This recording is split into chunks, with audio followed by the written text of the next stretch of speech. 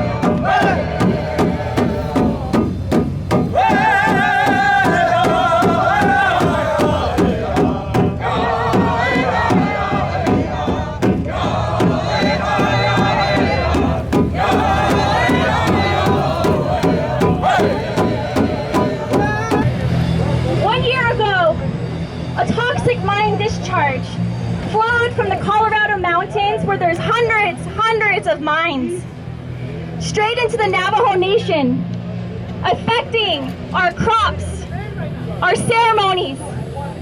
And it's been 1 year and people still don't know if they should plant. This will affect everyone. The Missouri River is the largest river in the United States. How many thousands and millions of people live in the watershed of the Missouri River? In the Navajo language, we say to'e nat'e, which means water is life. And we have this phrase in many different languages and cultures. But in the Navajo language, we also talk about tope nehizil, which is water gives us strength. And that is the name of the group that I've been working with for the past year on the Navajo Nation. They're not a protest group, they're not an activist group. As many here have already heard, we are protectors, not protesters. Protectors, because that's what we've been brought here to do. We were born into this planet as protectors, as caretakers, as stewards of our own land. And they think that they can run a pipeline under that water source and it's not a threat. Let me tell you something really quickly. There are 700 unknown toxins in fracking fluid. So when that leaks, what medication can the doctors give you if they don't know what you've been poisoned by? Now the problem here also is the humanization of indigenous peoples yet again. You have to not recognize us as living people to do this type of thing to indigenous peoples. And remember, we're the smallest racial minority in our ancestral homeland. 5.2 million, that's all of us that are left after westward expansion and imperialism. They've taken billions of our acres, and now they want to poison the water and the land of what we have left. And we're not gonna let that fucking happen. But you know how we do it? We do it peacefully. So what do? They unleash dogs. They were unarmed, protecting their land, their ancestral land, and they released dogs. We are not going to be canceled out of the conversation. I encourage you to follow the Native Americans that I'm sure you already do on social media. We are changing the narrative. We're giving our own voice, not people speaking for us, but us speaking for ourselves. This is a movement, man. This is beautiful to see you all here together. Let's keep this going. Let's keep this strong. The power of Facebook, man. Let's get on it. Let's keep the messages going out. I know some of you are like, but really, man, this is how most of us found out about this through this sort of media. So let's keep staying in touch and let's keep connecting with each other. Thank you all. Stay strong. Stay safe. Are you telling the dogs to bite the protesters? The dog has blood in its nose and its mouth. And she's still standing here threatening. You can't put your blame on the dog. You're an evil woman.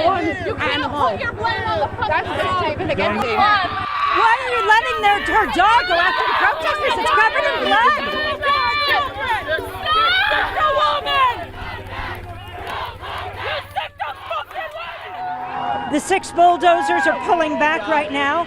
People are marching forward in their tracks. There are men, women, and children. More security trucks are pulling up.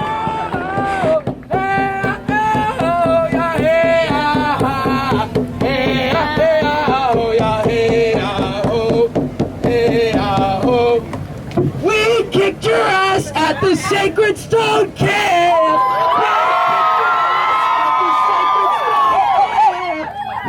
Kicked your ass at the Sacred Stone Camp, yeah, hey, ah, oh.